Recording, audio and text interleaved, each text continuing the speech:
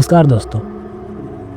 गांव की कुछ घटनाएं ऐसी होती है कि उन पर यकीन कर पाना नामुमकिन सा लगता है ना। आपने भी कई सच्ची डरावनी घटनाएं सुनी होंगी जो इतनी अजीब होती है कि उन पर विश्वास कर पाना मुश्किल हो जाता है। लेकिन दोस्तों सच कहूं तो कुछ घटनाएं ऐसी ही होती है जिन पर विश्वास नहीं किया जा सकता, लेकिन हकीकत में होती है। आज मैं आपको जो घटना सुनाने वाला हूं वह भी कुछ ऐसी ही है। शायद आपको मनगढ़ंत लगे, लेकिन मैं आपको यकीन दिला दूं कि यह एक सच्ची घटना पर आधारित है। हाँ, तो बिना वक्त गवाए आइए कहानी शुरू करते हैं। दोस्तों मुझे माफ कर देना, लेकिन मैं गांव का नाम जाहिर नहीं करूंगा। गहरी झुर्रियों वाला चेहरा, मटमैली पगड़ी सिर पर बंधी हुई और पैरों में घिसी हुई फटी चप्पलें, सूरज के तपती किरणों में जली हुई उसका त्वचा पर मेहनत के अनगिनत निशान थे। जिंदगी ने उसे कई मोड़ों पर परखा था, लेकिन हार मानना उसकी फितरत में नहीं था। रमन काका 55 साल का एक बुजुर्ग किसान थे जिसने पूरी जिंदगी खेती करके गुजार दी।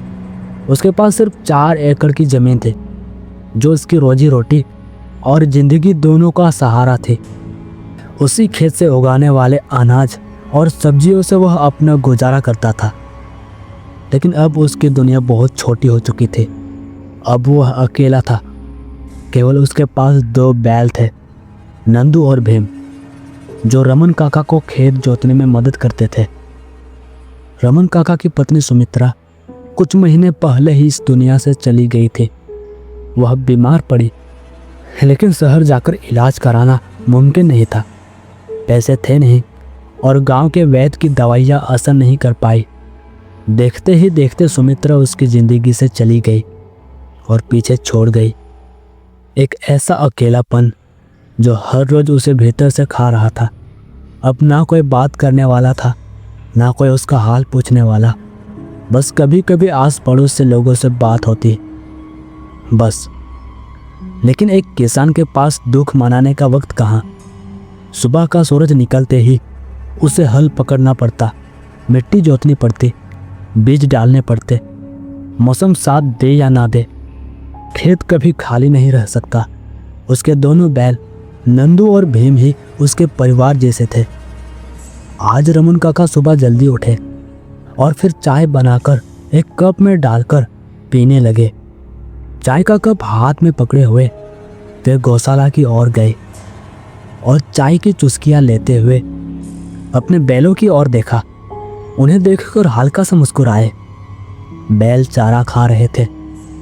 रमन काका उन्हें देखते हुए चाय खत्म कर चुके थे। फिर वे घर के अंदर गए और कप एक जगह रख दिया। इसके बाद खेती करने का सामान उठाकर बाहर निकले और गौशाला से दोनों बैलों को खोलकर अपने खेत की ओर जाने लगे। खेत पहुंचने पर बैलों को बांधकर हल से जोड़ दिया और खेत जोतने लगे।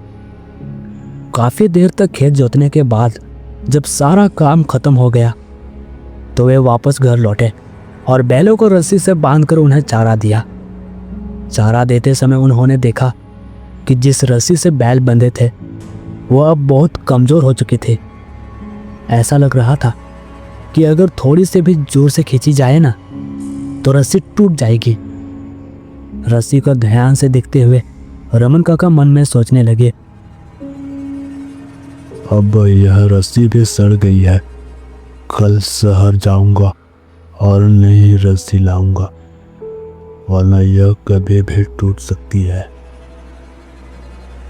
इसके बाद रमन काका घर के अंदर जाकर जल्दी से खाना खाया और फिर कुछ देर कोने में बैठकर बीज छांटने लगा। उसकी उंगलियां एक एक दाने को महसूस कर रही थी, लेकिन दिमाग कहीं और था। फसल की चिंता, जमीन का कर्ज और अपनी रोजमर्रा की लड़ाई। थोड़ी देर बाद जब शरीर थकावट महसूस करने लगा तो वह उठकर बाहर गया। बाहर आकर उसने धीरे धीरे गौशाला की ओर देखा जहां उसके दोनों बैल बंधे थे। उसने देखा कि वहां पर गौशाला में एक बैल भीम नहीं था। ये देख रमन काका का दिल जोर से धड़क उठा। उसने जल्दी जल्दी कदम बढ़ाते हुए गौशाला की ओर दौड़ लगाई। वहां जाकर उसने देखा कि जिस रस्सी से भीम बंधा था वह अब टूटी हुई जमीन पर पड़ी थी। उसके दिल में अचानक एक गहरी बेचैनी घर कर गई। हे भगवान, भीम कहाँ चला गया? उसने हड़बड़ी में टूटी हुई रस्सी उठाई, उसे गौर से देखा। रस्सी का सिरा बिल्कुल घिस चुका था। यह साफ था कि भीम ने बहुत ही आसानी से खींचकर इसे तोड़ दिया था। रमन काका ने बिना वक्त गवाए इधर उधर देखना शुरू किया। पहले अपने घर के चारों तरफ खोजा, फिर आसपास के जगहों पर जाकर देखा, पर भीम नहीं मिला। पसीने से तरबदर वह गांव में ढूंढने लगा। रास्ते में जो भी मिलता उससे बस एक ही सवाल पूछता, भीम को देखा है क्या? मेरा बैल कहीं भाग गया है। गांव के लोगों ने सिर हिला दिया, किसी को कुछ नहीं पता था। फिर अचानक एक पड़ोसी रामलाल ने आवाज दी, अरे काका, आप बैल ढूंढ रहे हैं? रमन काका ने कहा, हाँ बेटा, क्या तुमने देखा था? पड़ोसी रामलाल ने हाँ में सिर हिलाकर कहा, काका, मैंने कुछ घंटे पहले जब मैं बाजार से लौट रहा था तब गांव के छोर पर एक बैल देखा था। उसकी गर्दन में एक रस्सी लटक रही थी। शायद वही तुम्हारा भीम था। दूर से देखा था, इसलिए यकीन से कह पाना मुश्किल है। रमन काका को जैसे एक उम्मीद की किरण दिखी। रामलाल बेटा, बहुत बहुत धन्यवाद। रमन काका ने इतना कहा और बिना कुछ सोचे समझे उसी दिशा में तेजी से चल दिए। गांव के आखिरी छोर पर पहुंचकर उसने इधर उधर नजर दौड़ाई। चारों तरफ खेत फैले हुए थे, सुने वीरान, और फसल कटाई के बाद ठूंठ से भरे। दूर दूर तक बस सूखी मिट्टी और तेज धूप से चमकते कटीले झाड़ थे। उसने इधर उधर जाकर हर जगह देखा, लेकिन भीम कहीं नजर नहीं आया। वह और आगे बढ़ा। उसकी आंखें बेचैनी से चारों ओर घूम रही थी, लेकिन कोई निशान नहीं था। भीम बेटा कहाँ हो? उसकी आवाज चारों ओर गूंजी, लेकिन कोई जवाब नहीं आया। अब उसका मन घबराने लगा था। अगर भीम किसी और गांव की तरफ निकल गया तो? अगर वह जंगल की ओर बढ़ गया तो? अगर उसे किसी ने पकड़ लिया तो? रमन काका पसीने से भीग चुका था। थकावट के बावजूद वह बिना रुके खेतों की ओर आगे बढ़ता रहा। लेकिन कुछ ही मिनटों बाद जब उसे कोई सुराग नहीं मिला तो उसने भारी कदमों से गांव की ओर लौटने का फैसला किया। उसे लगा शायद गांव में ही कहीं होगा। गांव में लौटकर उसने हर जगह ढूंढना शुरू किया। तालाब के पास, पंचायत के चौपाल में, मंदिर के पीछे, यहाँ तक कि गांव के बाहर के कुएं तक भी देखा। अरे कोई तो बताओ, मेरे भीम को देखा है क्या? रास्ते में जो भी मिलता रमन काका उससे भीम के बारे में पूछता, लेकिन सबका एक ही जवाब था, नहीं काका, हमने नहीं देखा। अब उसका दिल बैठने लगा था। भीम सिर्फ एक बैल नहीं था, वो उसका साथी था। उसके बिना खेती करना नामुमकिन था। अगर भीम नहीं मिला तो खेती अधूरी रह जाएगी, और खेती के बिना जीवन अधूरा हो जाएगा। और अगर दूसरा बैल खरीदना चाहे तो उसके लिए भी तो पैसे चाहिए। रमन काका की आंखों में चिंता और डर उतर आया था। उसे इस बात का एहसास हो गया था कि अगर भीम जल्द ही नहीं मिला तो शायद वह उसे कभी ना पा सके। उसे जल्दी जल्दी ढूंढने की कोशिश कर रहा था। रमन काका को इस बात का एहसास ही नहीं हुआ कि दोपहर से शाम कब हो गई। समय जैसे बहुत जल्दी हो गया हो, लेकिन उनकी बेचैनी बढ़ती जा रही थी। अब अंधेरा धीरे धीरे गांव पर हावी हो रहा था। दूर कहीं कुत्तों की भौंकने की आवाज आ रही थी। रमन काका अब तक गांव के हर गली, हर चौक, हर नुक्कड़ पर जाकर पूछताछ कर चुके थे, लेकिन भीम का कहीं कोई पता नहीं था। उन्होंने गहरी सांस ली और अपने मन में सोचा, अब तो भीम गांव में नहीं है, या तो किसी दूसरे गांव निकल गया होगा या फिर जंगल की ओर। लेकिन अगला ख्याल आते ही उनका दिल घबरा गया। जंगल? नहीं नहीं नहीं, भीम कभी अकेला जंगल नहीं जाता। वह हमेशा ही मेरे या नंदू के साथ रहता था। रमन काका के माथे पर पसीना आ गया, पर अब आगे क्या करे। अंधेरा इतना बढ़ गया था कि अब रास्ते भी धुंधले लगने लगे। उनके पास ना कोई लालटेन थी, ना कोई टॉर्च। अंधेरे में ढूंढे तो ढूंढे कहाँ। थकान उनके शरीर को जकड़ रही थी, लेकिन मन अभी भी बेचैन था। भीम का चेहरा उनके आंखों के सामने घूम रहा था। आखिरकार उन्होंने घर लौटने का फैसला किया। तेज कदमों से वह घर की ओर बढ़ने लगे। अब अंधेरे में सिर्फ उनके कदमों की आवाज़ सुनाई दे रही थी। सूखी मिट्टी पर पड़ते हुए भारी कदम, जैसे कोई बोझ उन्हें रोक रहा हो। जैसे ही वह गांव के पास पहुंचे, अचानक एक आवाज़ आई, काका, मैं जानता हूं कि आप बैल ढूंढ रहे हैं। रमन काका एकदम ठिठक गए। सामने एक धुंधली परछाई दिखी। अंधेरे में वह आदमी साफ नहीं दिख रहा था, लेकिन आवाज जानी पहचानी लगी। रमन काका ने बिना समय गवाए उत्साह से पूछा, हाँ बेटा, तुमने भीम को देखा है क्या? आज दोपहर से गायब है। उस व्यक्ति ने धीरे से रमन काका का हाथ पकड़ा और कहा, हाँ काका, मैंने अभी अभी उसे देखा था। गांव के बाहर जो नदी है ना, वहां पर। रमन काका ने उसकी आवाज पहचान ली और हल्की मुस्कान के साथ बोले, अच्छा, तुम राजू हो?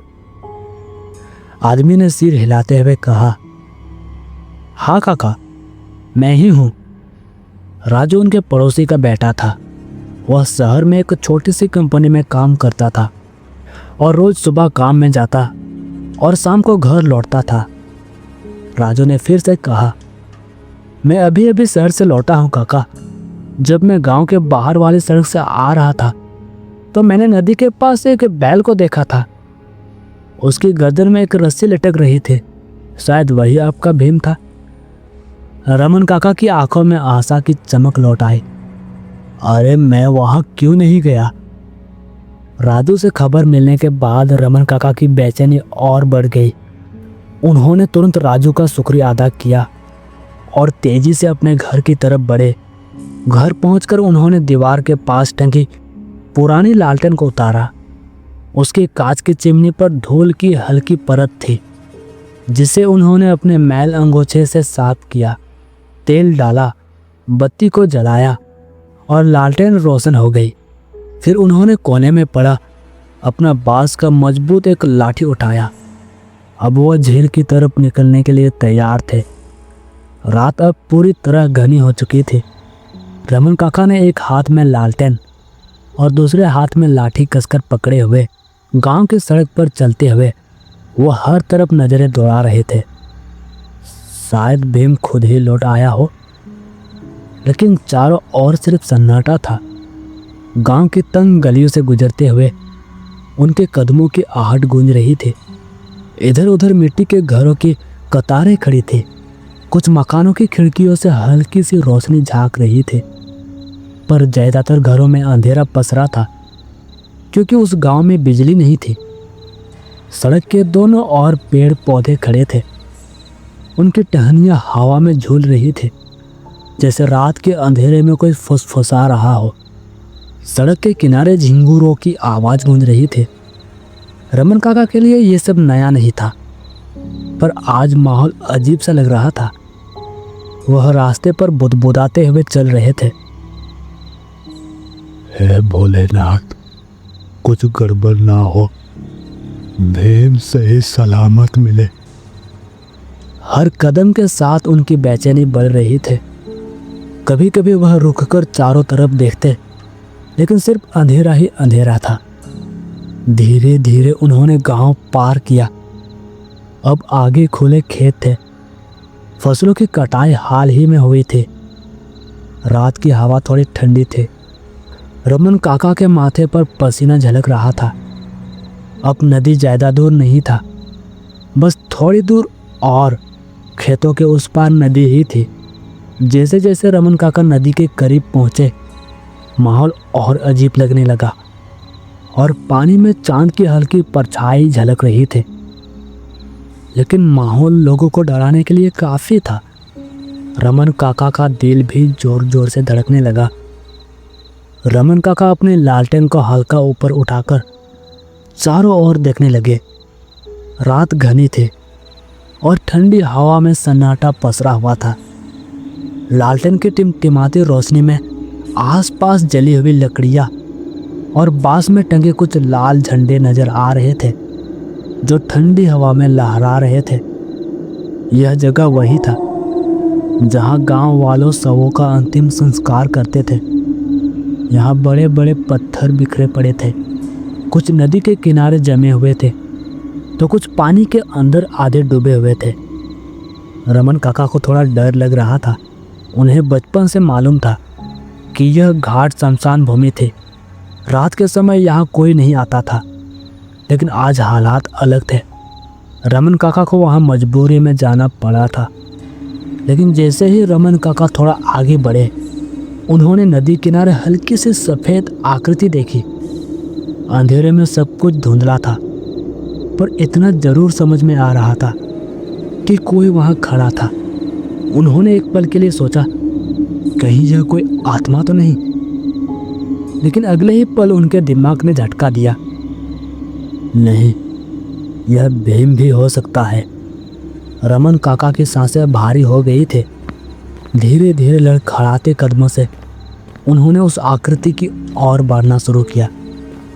हर कदम पर उनके पाँव नीचे पड़े सूखे पत्तों को कुचलते जा रहे थे, जिससे हल्की चरमराहट हो रही थी।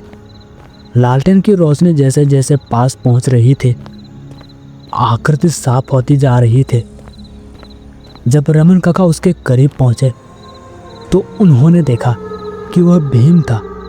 चुपचाप नदी किनारे खड़ा था, पर पता नहीं क्यों उसकी नज़रें लगातार नदी के पानी पर टिकी थी, जैसे उसने वहाँ कुछ देख लिया हो। रमन काका ने भी पानी की ओर देखा।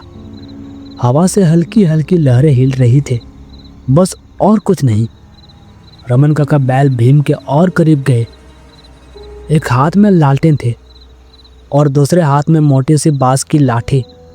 उन्होंने लाठी को जमीन पर टिकाया और एक हाथ से बैल की गर्दन में पड़ी टूटी रस्सी को पकड़ा।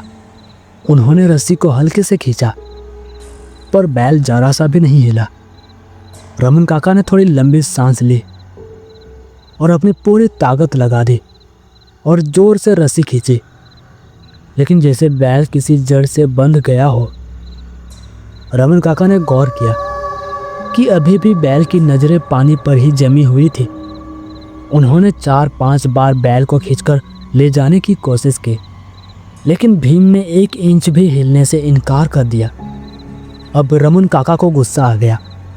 उन्होंने जमीन पर रखी बांस की लाठी उठाई, लालटेन को किनारे रखा और एक बार बैल की पीठ पर जोर से दे मारा, पर अभी भीम वैसा ही खड़ा रहा। गुस्से में रमन काका ने लगातार कई लाठी बरसाई। बैल की पीठ पर लाल निशान उभर आए। शायद उसे दर्द भी हुआ, लेकिन वह वही खड़ा पानी को घोरे जा रहा था। रमन काका की घबराहट थोड़ी और बढ़ गई। रमन काका ने जमीन पर आसपास देखा। कुछ दूरी पर कुछ छोटे पत्थर पड़े थे। उन्होंने झट से उनमें से एक पत्थर उठाया और तेजी से पानी में फेंक दिया। पत्थर पानी में जाकर गिरा और पानी में एक लहरें बनी। कुछ हलचल हुई और फिर सब कुछ शांत हो गया। लेकिन इसके तुरंत बाद ही बैल हिलने लगा। भीम ने अपनी नज़रें पानी से हटा ली और धीरे धीरे पीछे हटने लगा। रमन काका ने हैरानी से उसे देखा। अभी तक तो ये एक जगह से हिल ही नहीं रहा था, अब अचानक चलने लगा, कैसे? उन्होंने झटपट लालटेन उठाए, बैल के पास गए और उसकी गर्दन की रस्सी पकड़ी। जैसे ही रस्सी खींची, इस बार बैल बिना किसी विरोध के चल पड़ा। रमन काका उसे लेकर धीरे धीरे गांव की ओर बढ़ने लगे, पर रमन काका हैरान थे। माहौल बिल्कुल शांत था, सिर्फ रमन काका और बैल के चलने की आवाज़ आ रही थी। पर उसी वक्त पीछे पानी में से एक अजीब सी आवाज़ आई, जैसे कोई चीज़ पानी में गिर गई हो या किसी ने कुछ फेंका हो। रमन काका अचानक रुक गए, धीरे से मुड़े और पानी की ओर देखा। पानी हल्का हल्का हिल रहा था, लगा जैसे पानी के नीचे कोई तैर रहा हो, शायद मछलियां हो। उन्होंने खुद को समझाने की कोशिश की। थोड़ी देर तक पानी को घूरते रहे और फिर धीरे धीरे बैल के साथ आगे बढ़ने लगे। जैसे ही रमन काका ने कुछ कदम आगे बढ़ाए, पीछे से एक जानी पहचानी आवाज आई। अकेले जा रहे हो? रुको ना, मैं भी तुम्हारे साथ आ रही हूँ। रमन काका का दिल सिहर उठा। ये आवाज उनकी पत्नी सुमित्रा की थी, जो कुछ महीने पहले ही मर चुकी है। रमन काका का गला सूखने लगा। उन्होंने पीछे नहीं देखा, बल्कि अपने कदम और तेजी से बढ़ा दिए। पर फिर से वही आवाज आई। तुम मुझे भूल गए ना? अरे मैं हूँ, तुम्हारी सुमित्रा। एक बार पीछे मुड़कर देखो ना। रमन काका के पैर ठिठक गए। आवाज में दर्द था, बेबसी थे। जब से मैं तुमसे दूर हुई हूँ, तब से ये लोग मुझे चैन से जीने नहीं दे रहे। देखो ना, कैसे मुझे मार रहे हैं। आवाज सुनकर रमन काका की रगों में जैसे खून जमने लगा, पर उन्होंने अपने कदम रोका नहीं। लेकिन फिर अचानक रोने की हल्की हल्की आवाजें आने लगी, फिर कराहने की, जैसे कोई तड़प रहा हो। लेकिन ये आवाज जानी पहचानी थी। हाँ, ये आवाज भी सुमित्रा की ही थी। रमन काका बिल्कुल शांत थे, लेकिन तेजी से आगे बढ़ते जा रहे थे। तभी पीछे से एक भयानक चीख गूंजी। इसके साथ ही कुछ गिरने, कुछ टूटने की आवाज आई और फिर हर तरफ सन्नाटा छा गया। रमन काका सह नहीं सके। उसे सुमित्रा की याद आने लगी। उसे लगा शायद सच में सुमित्रा मुझसे मिलने आई हो। पर उसने एक बार भी नहीं सोचा कि मरे हुए इंसान कभी वापस लौट कर नहीं आते। और रमन काका ने एक बार पीछे मुड़कर देखा, लेकिन पीछे कोई नहीं था, बस पानी में हल्की हलचल थी। सुमित्रा की आवाज़ से रमन काका इतने प्रभावित हो गए कि वह रोते हुए बोले, सुमित्रा, मैं तुम्हें नहीं बोला हूँ। कहाँ हो तुम? मैं तुम्हें देखना चाहता हूँ। इतना कहकर रमन काका चुप हो गए। उन्हें लगा था कि सुमित्रा उनके पास आएगी, लेकिन ना कोई जवाब आया, ना ही सुमित्रा दिखाई दी। दूर दूर तक बस अंधेरा था। पर जब रमन काका ने दोबारा पानी की ओर देखा, तो वहाँ अब भी पानी में हलचल हो रही थी। और अगले ही पल रमन काका को लगा कि पानी की सतह से एक हड्डी जैसा सिर बाहर निकला है और उनका दो आंखें उसे घूर रही है। और वह सिर धीरे धीरे पानी के बीच से किनारे की ओर आ रही थी। यह देखते ही रमन काका का पूरा शरीर कांप उठा। उनके हाथ पैर सून पड़ गए। लाठी तो वह पहले ही छोड़ चुके थे, इसलिए उन्होंने घबराकर बैल को अपने हाथों से ही जोर से मारना शुरू कर दिया। बैल दर्द के मारे तेजी से चलने लगा। रमन काका बैल के साथ जितनी तेजी से भाग सकते थे भागने लगे। अब उन्हें अंदाजा हो चुका था कि कोई सुमित्रा की आवाज़ निकालकर उन्हें भ्रमित कर रहा है। रमन काका बिना पीछे देखे ही नदी के किनारे से ऊपर चढ़ गए, लेकिन जैसे ही वो थोड़ा आगे बढ़े अपने आप ही उनका सिर पीछे मुड़ा। पीछे नदी के किनारे कोई काला साया खड़ा था और अपने हाथ से रमन काका को वापस बुला रहा था। लेकिन अगले ही पल उन्होंने जो देखा उससे उसके शरीर में कपकपी सी दौड़ गई। हाथ पैर कांपने लगे। उन्होंने देखा कि वहां सिर्फ एक ही नहीं बल्कि कई ऐसी परछाई थी। नदी उन सायों से भरी पड़ी थी और किनारों पर भी सैकड़ों परछाइयां खड़ी थी। रमन काका घबरा गए। उन्होंने बैलों को और जोर से मारना शुरू किया। बैल दर्द के मारे तेज दौड़ पड़ा और उसके साथ साथ रमन काका भी भागने लगे, जितना तेज हो सके उतना तेज। रमन काका को अंदाजा नहीं था कि वह नदी के किनारे सैकड़ों भूतों के बीच खड़े थे, मतलब वे मौत के मुंह में थे। लेकिन पता नहीं क्यों उन सायों ने उनका पीछा नहीं किया। शायद वह नदी से बाहर नहीं आ सकते थे, या फिर शायद वे सिर्फ लोगों को डराते थे, नुकसान नहीं पहुंचाते थे।